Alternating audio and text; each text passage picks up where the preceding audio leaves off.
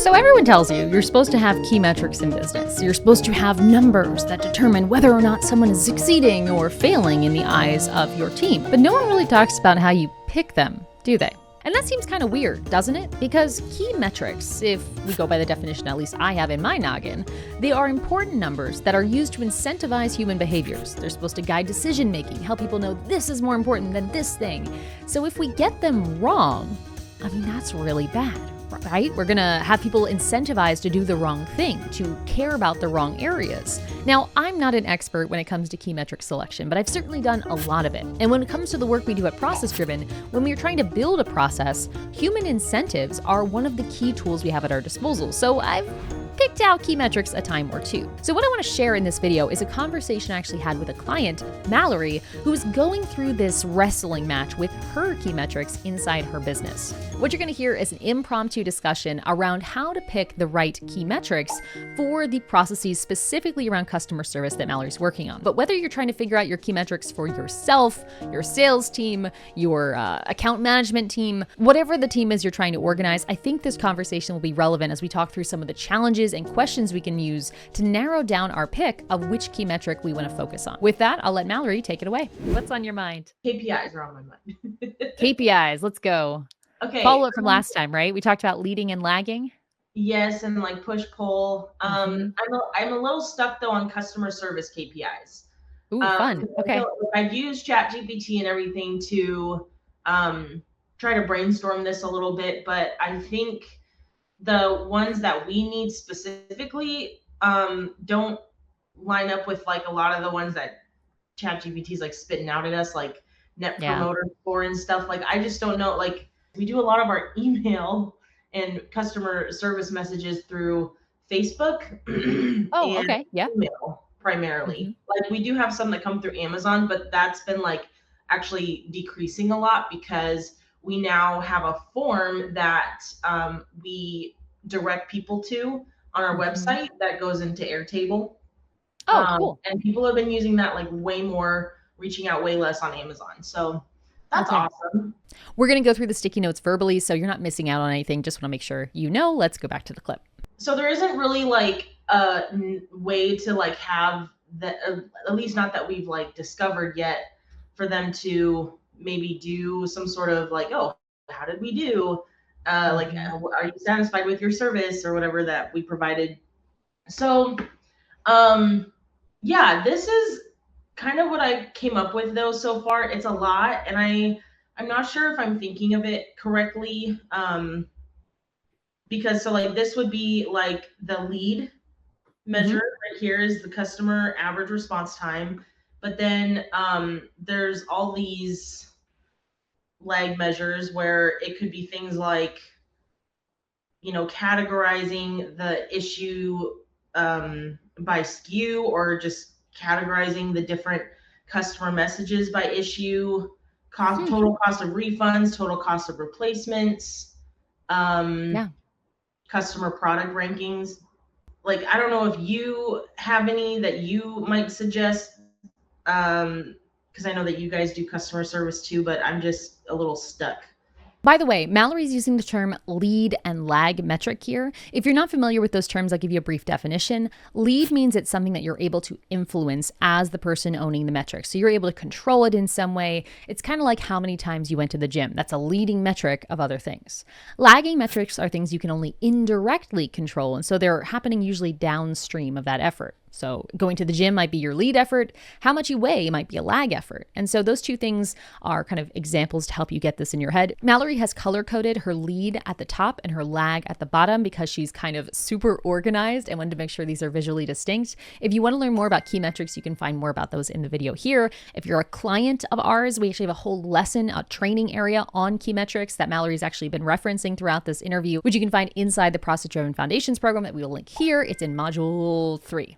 Yes, Module 3. All right, let's go back. One thing I like to ask at this point is, are any of these so important that you would like stake your claim and say, I would die for this metric because it's so important to you? Maybe not that extreme, but I should say, if you are somebody who's running a customer service department, you should not let your ability to track things limit your selection of key metrics. But for smaller businesses and smaller teams like Mallory, where this is done by a part-time person, we don't want to distract ourselves by procrastinating, thinking, oh my gosh, I need to track NPS score. It's the only metric I can have, and then have to roll out a whole new software just to keep a metric. It's often not worth that amount of effort for smaller teams or smaller, maybe like less impactful processes. If you are someone who is like all in on customer support, it's the most important thing in your business, don't let this limit you. I just happen to have a little bit of knowledge of Mallory's background, so that's why I was being a little cheeky here. See, and that's the thing with customer service. I mean, obviously, like we pride ourselves in like customer service, but customer service is maybe like out of all the orders that we get, we have maybe like 5% that actually reach out. So it's like a very Okay. small percentage. Right. So yeah. And like even the person who does it, she spends maybe like I want to say like 10 hours a week on this. Mm-hmm. Of these, my second question would be, it sounds like none of these are like, I need this number. But of Yeah. all of these, are any of these ones that you do not have the ability to track? No, these are all ones we have the ability to track. Perfect. Like Okay. they're all currently sitting in a report right now. So that's the thing. Like and I think maybe having a hard time distinguishing between like the report versus like KPIs, because Yes. we're starting to do like CEO reports, I love and that. these are a lot of what we're tracking. So in my mind, I'm kind of like, oh yeah, all these make Mm-hmm. sense. Like these are what we would want to look at, and these kind of all tie in together. Mm-hmm. Um, but I know we're trying to like narrow it down to like three. Yes. I would say when it comes to reports versus key metrics are generally there to incentivize a human, and reports are there to inform a human. So when it comes Okay. to these, what I would probably think, things like customer issues by SKU, customer messages by issue, those are things that are all outside of the human's control. And if I know that SKU 123 is getting a lot of support tickets, me as the customer service person, I don't know that that would incentivize anything other than me dreading us selling product 123. So to me, those ones, those core ones seem like something that would be in a CEO report and maybe important to that person or someone who's in charge of product, but maybe not being the key metric for the person who's in charge of customer support. If we're trying to do lead and lag or push and pull, a great way to narrow this down might be to think about what is the opposite. Like, what would happen if customer average response time was exceptional? If we were like responding in 1 second, what harm could that cause? What thing could we see a negative reaction to? That's usually the one I would want to pick. So, of these, do any of them seem like they could get maybe worse if we respond too fast? Now, I have to give credit where credit is due. Where I'm talking right here about picking metrics that complement each other, I'm actually quoting a concept I learned from Layla Hermosi's YouTube channel. And you can learn more about her whole approach to key metrics and her hiring process in this video, where I did a deep dive researching her process and recapping it on the channel for you to steal. But she was the first person I had heard who suggested this balancing act of making sure that the metric you want people to have a lot of, you also put them in charge of the metric you want them to have a little of. So credit where credit is due. Watch the full video there. But thanks, Layla. If we responded too fast, I guess I don't. Okay, so like if you're saying if we responded in like 1 second, Yeah, I'm sure people could maybe think like, oh, there's not a human behind this or something. true.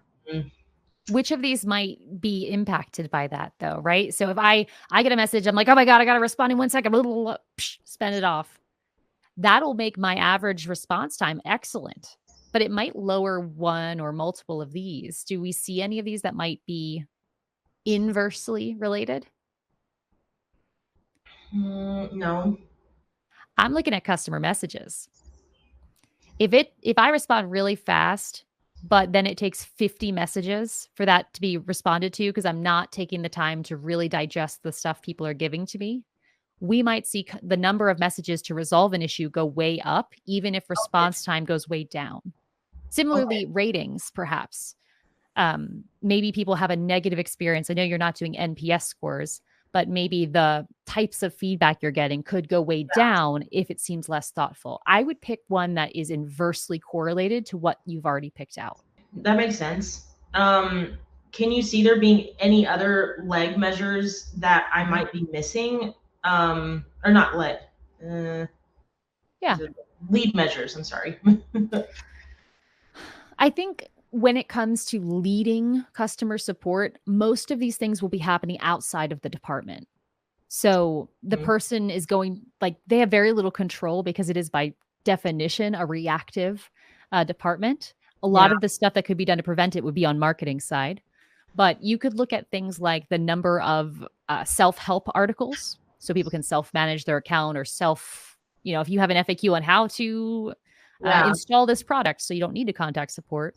Help desk articles is things I've seen before, just the quantity, the number of users who visit your self-help site, the number of AI conversations as opposed to human ones. Anything here that is focused on resolution pre-contacting a human is typically what we'd look at for customer support. Okay. Yeah. And most of our customer support is just direct contact to a human. Right. So implementing an AI chatbot. Yeah. And I think because we spend so little time on it, we haven't been focused on like upping any of, that technology that would help us speed things up, or even like, direct them to like a FAQ section. And I didn't really do a great job explaining this in the moment, but since we're recording this video now, I might as well expand on it a little bit here for you. We wouldn't typically think of number of self-help articles being a way to inversely correlate to how long it takes us to respond to messages, but maybe it could. If we're getting fewer messages, we could spend longer on them, or we could just spend less time per week in general on tickets because we have people being able to self-serve and self-solve their problems. It's a mouthful. That's probably like super terrible sounding in the microphone. But these are the kinds of examples of creative key metrics we can have if we really think about what do we want to incentivize for this support person in their 10 hours a week. So if you're thinking about this for your own business, think creatively. You don't have to just do, as Mallory was explaining at the beginning, she didn't want to do just default NPS scores. She couldn't do it for technological reasons. It felt like a pain in the butt. It didn't seem like the best representation. Hell, there's whole websites dedicated to the fact that net promoter scores, which is NPS scores, are not a very good indicator of how your people actually feel anyway. So get creative, like Mallory's doing here, and see if there's ways that you can incentivize behaviors that might not be in the box or the standard way that ChatGPT will spit out. But let's get back to Mallory. I mean, based on that, a number of customer resolutions might be an interesting metric if you're still trying to narrow this down, because then you could see if maybe in the future you look at preventing tickets because you want to do a little push to get AI or have a help desk or something. If you started tracking response time and number of tickets, those would be two interesting metrics to see change over time if technology being incorporated might be something in the future, because those two would really change. Maybe people are spending longer on a ticket, but they're having fewer tickets, so the quality is up because the other things are going to AI. That could be very interesting. Because we do want to figure out like when we should focus on implementing some of those things. Like like when is it going to get to that point? So yeah, that definitely sounds like a good one. I also really liked what you said about how, the lead measure, or sorry, getting them mixed up. The leg measures are going to incentivize versus just give information. So, because I think that really changes how I'm thinking of a lot of these now. So awesome. Yeah, and they might change over time too, just so you know. We might pick two today, and then as you implement AI, you're like, oh my gosh, scrap all of this. The number of help articles is the best thing I can do. And maybe it shifts, and that's okay. Yeah, absolutely. Well, thank you. What we doing here at ProcessDriven, just for anybody else who's curious about these key metrics, is every quarter, each person picks a key metric. And that key metric, they might have two or three normally in their job, but for this quarter, that one key metric is their top priority. And it gives them a space to focus. So I wish I could remember what Sarah's is right now, but I think Sarah's, not to speak for you, Sarah, but I believe it's the number of people who start foundations, like the percentage of people who begin the course. And Sarah might have quite a few metrics that she's managing and making sure that everything's humming well. But for this quarter, that's her focus, is to make sure that people who get started on the course don't get overwhelmed and paralyzed. And, sometimes it can be when you've got education to do, you're like, procrastinate.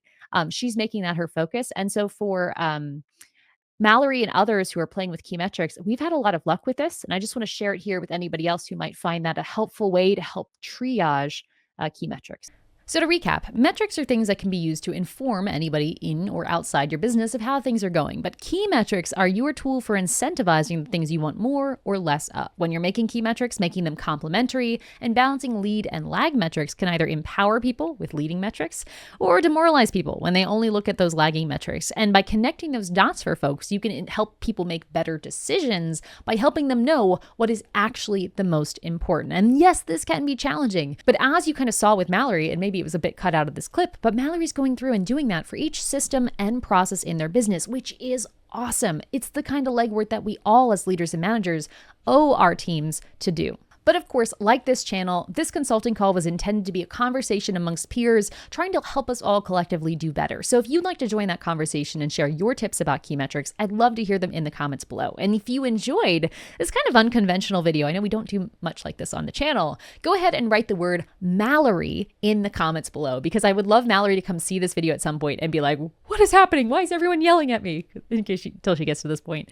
I just think that'd be funny. And by writing the word Mallory, preferably in all caps, in the comments below, then I can make sure that we produce more videos like this on the channel, showing you behind the scenes of some of the challenges we are solving inside Process-Driven Foundations to hopefully help you solve those tiny little issues that really can be a thorn in your foot when you are operating a small team. Of course, you can also just skip the line and join us inside Process-Driven Foundations, where I do calls like this every single month with multiple people solving challenges back to back to back. You can join in the description below. But even if you're not ready to learn from other people, make sure you take some time to learn from yourself in this next week. In fact, there are little habits you're probably doing right now that are introducing chaos and disorganization into your business because of incentives you don't realize are there. For more on that, watch this video on the end screen where we talk about how process chaos might be infiltrating your business. Until the next video, enjoy the process.